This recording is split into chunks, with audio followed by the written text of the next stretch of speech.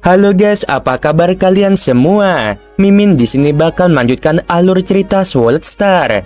Disclaimer dulu bahwa kemungkinan besar ada perbedaan antara novel dan versi Donghua-nya, tapi alur cerita utamanya tetap sama. Jadi tanpa ragu, Mimin akan membawakan alur ceritanya. Jika aku membuat sedikit kemajuan dalam teknik pedangku, akan mudah untuk menghabisi 3 makhluk andaing iblis. Tidak akan ada tantangan. Tentu saja aku tidak akan bisa menguji teknik pedangku sepenuhnya. Mata Lo Feng berbinar-binar. Meskipun hadiah dari 1200 tahun belajar di kota kekacauan primal sangat besar, namun pemahaman hukum hanyalah teori. Dulu 7 bilah ilusi yang kupelajari sudah lama mencapai level pencipta, tetapi 7 bilah itu sendiri secara teoritis tidak memiliki batas. Dari sekian banyak pertempuranku selama ratusan tahun ini, pengalaman yang kudapatkan dari menghabisi ras lain, pengalaman praktis telah membuatku mampu terus-menerus memasukkan kehadiran dewa binatang ke dalam ke-7 bilah ini, membuat mereka semakin kuat. Selama 100 tahun, akhirnya aku membuat beberapa kemajuan dengan ke-7 teknik ini. 7 teknik bilah yang baru jauh lebih kuat, meskipun masih belum sekuat ciptaan si Ludo. Teknik pedang baru Lo Feng sangat kuat, namun dibandingkan dengan teknik mutlak milik si Ludo, Lo Feng hanya berani menyebutnya kemajuan ringan. Lo Feng tersenyum dan mengangkat tangannya. Tanaman andaing dengan cepat menyusut dari semua gua menjadi tanaman kecil yang memasuki bahunya. Ayo kita keluar untuk menguji pedangku. Mata Lo Feng berbinar saat dia terbang keluar. Dia mengambil pesawat cakram hitam dan terbang dengan kecepatan di bawah cahaya di atas pulau kabut. Setelah beberapa saat, 990 juta kilometer jauhnya, ada 12 makhluk andaing berkumpul bersama. Lo Feng, bukankah ini terlalu banyak? Babat tak ragu-ragu. Kamu bahkan tidak bisa menahan pertarungan melawan 8 dari mereka saat itu. Dan kamu belum pernah bertemu sebanyak ini sebelumnya. Meskipun kamu telah banyak berkembang, kali ini mari kita cari 10 makhluk andaing saja. Lo Feng mengamati detail pada komputer kuantum lengannya. Melihat kelompok makhluk andaing itu, matanya berbinar. Ke-12 makhluk andaing ini terbagi menjadi 3 ras, yaitu ras naga abadi, ras kawu, dan ras cahaya bintang. Ras naga abadi adalah makhluk hidup berdarah daging, tingginya sekitar 6-8 meter. Mereka haus darah dan terkenal. Ras kawu ini adalah makhluk batu yang tingginya 15-20 meter. Ras cahaya bintang, mereka adalah makhluk energi, makhluk aneh yang bisa berubah menjadi semua bentuk. Mereka tidak terpengaruh oleh serangan jiwa. Mereka mirip dengan anggota klan Musa. Ketiganya berada di pihak klan serangga. Pedangku akan diuji pada mereka. Mata Lo Feng menyala dengan semangat. Kapal cakram itu terbang cepat menuju pegunungan. Sekitar 1 jam kemudian, kapal akhirnya mencapai pegunungan. Dengan alat pemindai Lo Feng, jelas bahwa tim itu bahkan tidak mendeteksi dia mendekati mereka. Tiba-tiba, sisi gunung langsung terbelah dan banyak sekali puing yang berterbangan, seolah-olah seluruh langit runtuh menimpa mereka. Puing-puing membanjiri istana, membuat ke-12 makhluk andaing itu marah. Mereka semua melepaskan domain hukum mereka yang kuat, baik itu berwujud api, petir, dan lain-lain. Setelah debu mengendap, sebuah siluet muncul. Dia ditutupi baju besi hitam dari kepala sampai kaki dan memegang perisai bermata 6 dengan bilah di punggungnya. Dia penguasa sektor pemakan bintang. Ke-12 makhluk andaing itu merasakan tekanan karena reputasinya sudah tersohor dan menyebar ke seluruh pulau kabut. Makhluk andaing mana yang tidak mengenal penguasa sektor yang memiliki pemakan bintang? Yang paling cantik dari 12 orang itu dengan rambut panjang seperti bintang berwarna-warni dan kulit seperti kristal. Seorang wanita setinggi 6 meter dari ras cahaya bintang memandang Lo Feng. Kami tidak ingin menjadi musuhmu, tetapi dengan 12 orang dari kami yang bersatu, kami juga tidak takut padamu. Pergilah dari sini. Lo Feng menginjak puing-puing, melihat istana yang berantakan. Tatapannya menyapu ke arah 12 orang itu sambil tersenyum. Sungguh lelucon, bukankah prajurit dari kubu yang berbeda akan bertarung saat mereka bertemu? Namun kalian malah memintaku untuk pergi. Aku di sini untuk menghabisi kalian semua. Jika kalian takut, bisa pergi sekarang. Lo Feng segera mencabut pedangnya. Pedang dan perisai bermata 6 adalah senjata yang dipesannya di kota kekacauan primal. Seiring bertambahnya kekuatannya, senjata level 5 akan mudah hancur saat bertarung dengan makhluk Undying. Oleh karena itu, ia memesan senjata yang terbuat dari bahan yang digunakan untuk membuat senjata level Undying Kaisar. Itu menghabiskan 6 juta poin. Dalam sekejap, 6 anggota ras naga abadi secara bersamaan melepaskan energi abadi mereka untuk menggunakan serangan jiwa. 6 serangan jiwa langsung melewati baju besi prajurit itu. Material khususnya telah menyebarkan lebih dari 99% serangan, dan sisanya mengenai inti di dalamnya.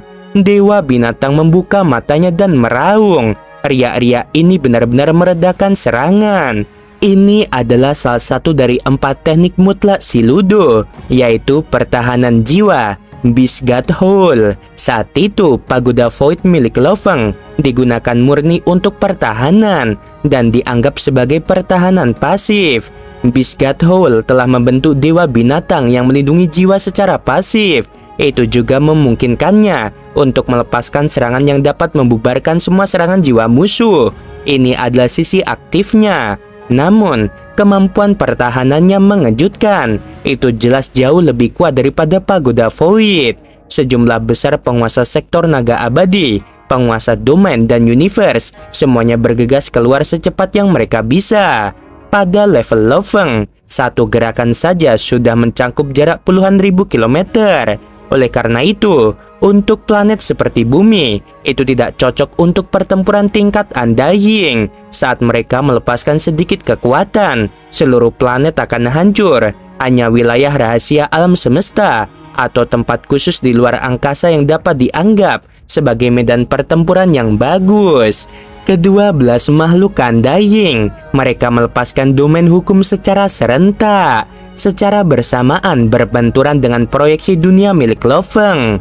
Namun, proyeksi dunia berbentuk padang rumput yang luas mendorong kembali domain mereka. Ini benar-benar mengejutkan ke-12 makhluk Undying itu. 12 makhluk Undying mengelilinginya dan menyerangnya. Mata Lo Feng bersinar dengan semangat. Meskipun dia adalah yang terkecil dalam ukuran, dengan proyeksi dunianya menekan 12 makhluk Undying, gerakan dasarnya telah lama melampaui pencipta teknik ilusi. Ruang di sekitarnya langsung hancur. Bentrokan Lo Feng dengan 12 makhluk Undying membuat partikel-partikel itu melayang-layang dengan liar. Lo Feng bertarung melawan 12 makhluk Undying, jelas di luar batas kemampuanmu, kata Babata dengan gugup. Ke-12 makhluk Undying itu meraung dan semuanya menyerbu ke arahnya. Aku sudah mencoba 6 jurus pertama. Mari kita coba yang terkuat. Lo Feng menjadi kabur. 3 Lo Feng muncul di angkasa. Mereka persis seperti tubuh aslinya, bergerak lincah membentuk busur. Ini adalah hasil dari bertahun-tahun belajar di kota kekacauan primal. Saat dia melepaskan gerakan ini, dia langsung menghindari serangan 8 makhluk Undying. Lo Feng mengayunkan bilah bayangan darahnya. Kilatan pedang yang sangat mengerikan yang membentang sejauh 1000 km melintas. Jurus terkuatnya dari 7 jurus pedang baru adalah Burial.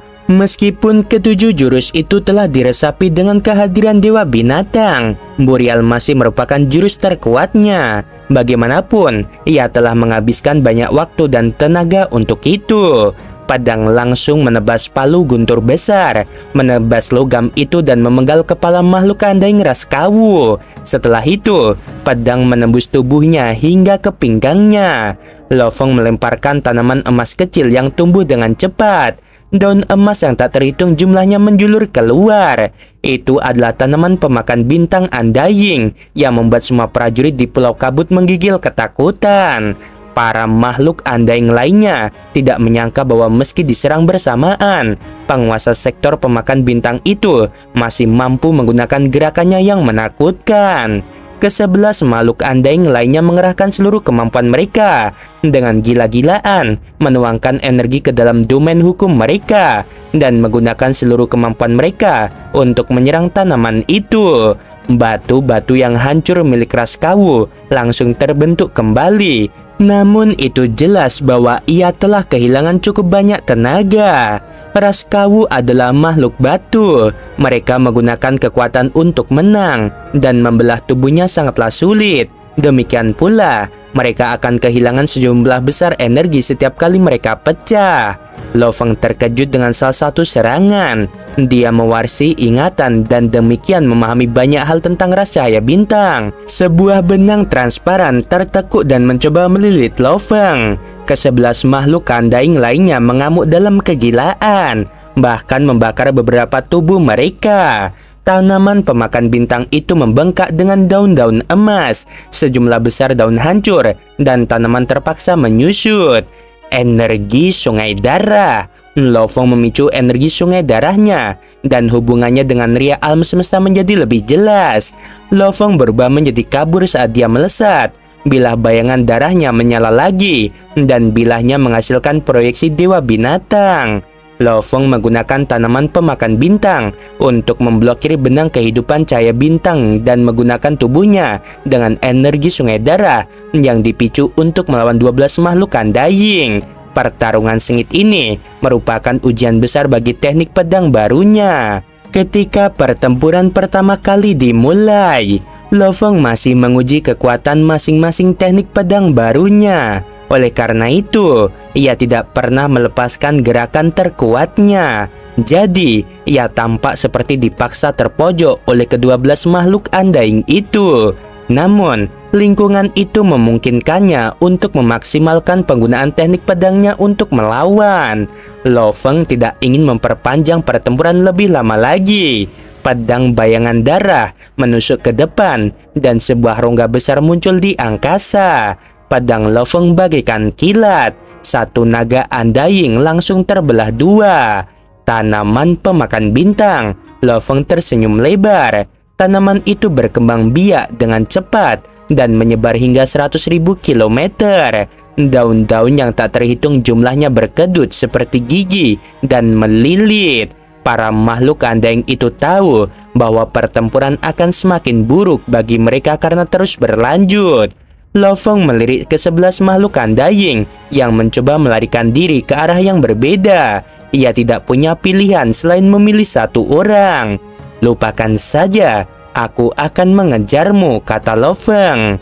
Seorang andaing ras Kawu yang dikejar bernama Long Suo. Dia berkata bahwa Lo Feng tidak bisa menghabisinya. Lo Feng tersenyum dingin. "Beri aku alasan. Apakah kamu murid atau kerabat seorang kesatria dari ras Kawu?" Long Suo melolong mendesak. "Seorang andaing tingkat pejabat yang kamu sebut Boulder adalah seniorku." "Ah, Boulder dari ke-12 pejabat itu, ternyata dia seniormu." Lo Feng mencibir. "Memang ada pejabat Kawu yang terkenal dengan nama Boulder." Lo Feng mengangguk. Mata Long Suo sedikit berkaca-kaca. Meskipun tubuhnya sangat besar dan manusia di depannya ini hanyalah sebuah titik, dia yakin bahwa titik kecil ini memiliki kekuatan yang cukup untuk menghabisinya dengan sangat mudah. "Kalau begitu, kamu pantas mati lebih dari ini." Lo Feng melesat dan bilah bayangan darahnya menebas ruang, meninggalkan robekan besar. Proyeksi dewa binatang muncul. Cakarnya tampak menyatu sempurna dengan bilah pedang saat melewati Long Suo, membuatnya melolong putus asa.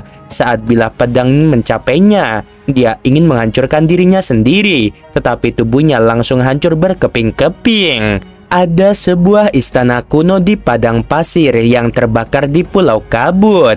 Tidak seorang pun tahu kapan istana itu benar-benar dibangun. Kawu yang agung setinggi 12 meter sedang duduk di singgasana.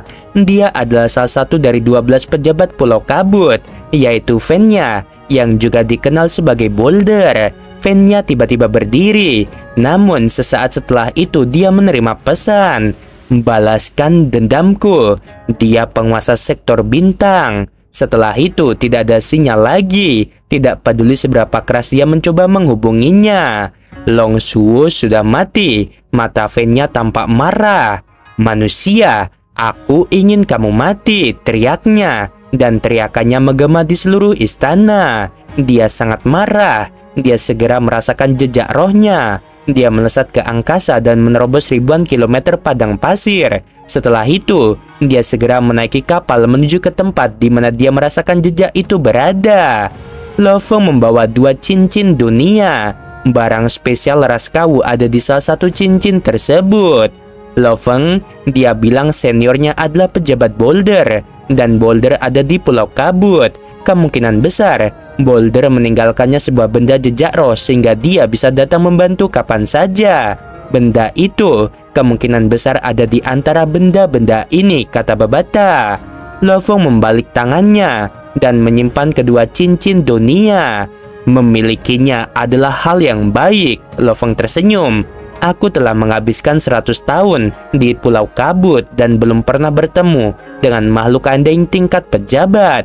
Sekarang setelah aku memiliki kesempatan, aku akan menggunakannya untuk menarik seorang pejabat kepadaku. Ini benar-benar hal yang baik. Aku benar-benar ingin melihat perbedaan antara tubuh bumiku dan tubuh seorang anjing tingkat pejabat.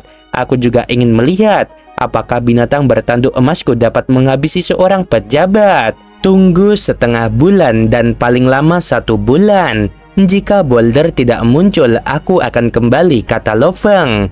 Dengan sekejap, ia terbang puluhan juta kilometer mencari sebuah gua. Ia masuk dan mulai merenungkan pertempuran sebelumnya. Pertempuran itu telah memberinya banyak inspirasi dan mengasah 7 teknik pedang barunya. Strike Travel adalah sesuatu yang digunakan oleh binatang bertanduk emas dengan sayapnya. Meskipun aku sudah mempelajarinya, tubuh manusia tidak dapat melakukannya sebaik binatang bertanduk emas. Aku harus terus menyempurnakannya. Waktu berlalu, dan Lo Feng terus menyempurnakan tekniknya di dalam gua.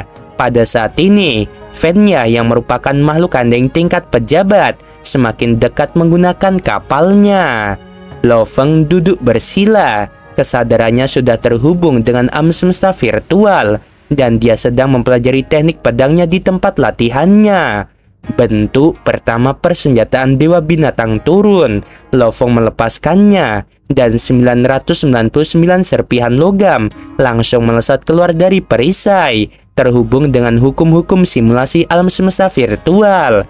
Benang-benang emas yang tak terhitung jumlahnya terjalin di antara mereka, membentuk proyeksi Dewa Binatang yang besar.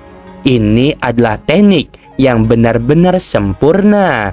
Saat aku menggunakan teknik pedangku, teknik itu secara alami menyatu dengan proyeksi Dewa Binatang, tetapi tidak ada tekanan apapun. Lo Feng menggelengkan kepalanya.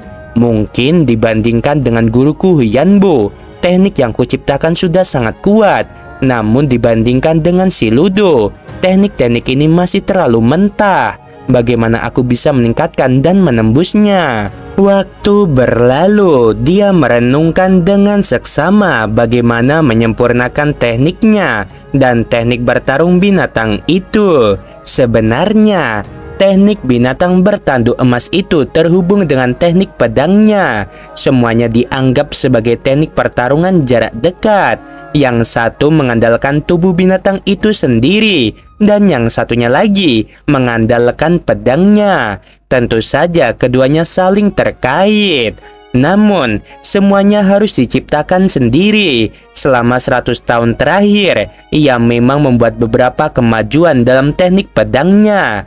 Namun, ketika pertempuran benar-benar terjadi, ia selalu merasa teknik pedangnya masih belum cukup sempurna, belum mampu melepaskan kekuatan terkuat dari kehadiran Dewa Binatang. Tekanan bilahku akan melebihi senjata Dewa Binatang karena aku menciptakan sesuatu yang cocok untuk diriku sendiri, sedangkan untuk senjata Dewa Binatang itu hanya cocok untuk si Ludo. Dalam sekejap mata, 12 hari telah berlalu. sebuah kapal piramida setinggi 600 meter melesat menembus langit dan terbang. Di dalam kapal itu, Fenya terbakar amarah. Di sampingnya ada palu berbentuk poligon. Jelas bahwa ia menggunakan jenis senjata yang sama dengan Long Suo. Dia tidak bergerak sama sekali. Posisi benda itu tidak berubah sama sekali. Apakah dia tahu hubungan Long Suo denganku? Apakah dia takut akan pembalasan dendamku? Jadi dia membuangnya di sana saat dia menemukan benda itu. Tidak, dia pasti ada di sana. Fenya merasa khawatir dan gelisah. Dia benar-benar ingin menghabisi manusia terkutuk itu dan membebaskan dendam saudaranya. Fenya menatap ke depan, bahkan dengan simulasi 100%, dia hanya bisa melihat kabut di kejauhan. Lo Feng, kami telah menemukan target berbahaya. Dia terbang sendirian di dalam pesawat dan sedang menuju ke arah kita. Setelah mengamati penampilannya, sepertinya dia berasal dari ras Kawu. Babata melapor pada Lo Feng. Lo Feng yang duduk bersila dan diselimuti kabut membuka matanya. Dia akhirnya datang. Akan memakan waktu 1 jam lagi baginya untuk tiba, kata Babata. Aku sudah lama menunggu kedatangannya. Sejak kedatanganku di Pulau Kabut 100 tahun yang lalu, aku belum pernah bertarung dengan makhluk andaing tingkat pejabat. Lo Feng mengangguk. Aku punya beberapa pertanyaan yang harus kujawab tentang teknik pedangku dan teknik bertarung binatang bertanduk emas itu. Mungkin ini kesempatan yang bagus untuk menjelaskan semuanya. Setelah beberapa saat, piramida itu melesat menembus langit dan berhenti di udara di atas danau. Seorang prajurit lapis baja merah menyala setinggi 12 meter, melangkah keluar dari pintu kabin, dan piramida itu menghilang di sampingnya. Lo Feng duduk di sana bermain dengan air, memperluas proyeksi dunianya. Air sedingin es itu tiba-tiba mulai bergelembung. Danau yang luasnya lebih dari 100 kali lipat luas semua lautan di bumi ini mulai mendidih. Lo Feng berdiri. Dia memperluas proyeksi dunianya dan mendorong kembali domain hukum api. Proyeksi yang kuat itu sepenuhnya menekan domain api, dan jelas terlihat bahwa domain hukum itu akan runtuh. Fenya yang berdiri di atas danau mendengus marah. Domain api yang tampaknya normal tiba-tiba mulai berubah dari dalam. Hampir seperti sekelompok prajurit yang tersesat tiba-tiba mendapatkan ketertiban dan disiplin. Proyeksi dunia terus-menerus berbenturan dengan domain hukum api. Meskipun Lo Feng masih lebih kuat, ia tidak dapat sepenuhnya menekan musuh. Lo Feng tampak terkejut melihat domain api. Ini adalah pertama kalinya seseorang mampu menahan proyeksi dunianya sendiri. Menurut apa yang dikatakan guru, seseorang dapat memasukkan hukum ruang dan waktu ke dalam domain hukum mereka. Namun, makhluk itu setidaknya harus memiliki pemahaman tentang gambar keempat dari tablet 9 alam semesta. Lo Feng mengerutkan kening. Domain hukum itu adalah anugerah dari hukum alam semesta itu sendiri. Energi hukum alam ketika ditekan, mereka seperti prajurit yang tersesat. Namun saat hukum ruang angkasa dimasukkan ke dalam, mereka menjadi jauh lebih kuat. Suara menggelegar tebal berbicara dengan bahasa manusia. Suara Fenya bergemuruh. Tebakanku benar. Kamu sudah tahu sejak lama bahwa aku akan datang. Itu benar. Lo Feng mengangguk. Kamu punya nyali, Fenya berkata dengan serius. Kamu menghabisi saudaraku dan menduga aku akan datang, tetapi kamu berani tinggal dengan barang yang kuberikan padanya. Lo Feng membalikkan tangannya dan mengacungkan bilah bayangan darahnya beserta perisai bermata 6. Proyeksi dunia dan domain hukum mereka saling berbenturan lagi. Meskipun proyeksi Lo Feng memiliki keunggulan, itu tidak terlalu mempengaruhi pertempuran. Aku sudah menunggu di sini selama 12 hari hanya untukmu. Kamu memang lambat. Kuharap kamu tidak mengecewakan diriku. Sebuah baju besi hitam muncul di sekujur tubuh Lo Feng. Aku tidak akan mengecewakanmu. Fenya menatap titik kecil itu. Kedua tangannya memegang palu hijau. Area di sekitarnya terbakar dalam kobaran api yang menyilaukan. Serangan cepat. Mata Lofeng tiba-tiba berbinar saat ia melesat, seketika meninggalkan 3 lintasan yang berkelok-kelok. Pertarungan mereka telah dimulai. Oke guys, untuk episode kali ini sampai di sini dulu, sampai babang Lofeng ya. Aduh, Min nanggung banget ya, gimana guys? Ini sudah seporsi 1 episode, nggak bisa kalau ditambahin dikit-dikit ya, nanti takutnya agak geser dari prediksi Donghuanya gitu kan. Jadi ya udah sampai sini dulu. Sebelum video berakhir, Mimin mau bilang sungguh membagongkan. Terima kasih.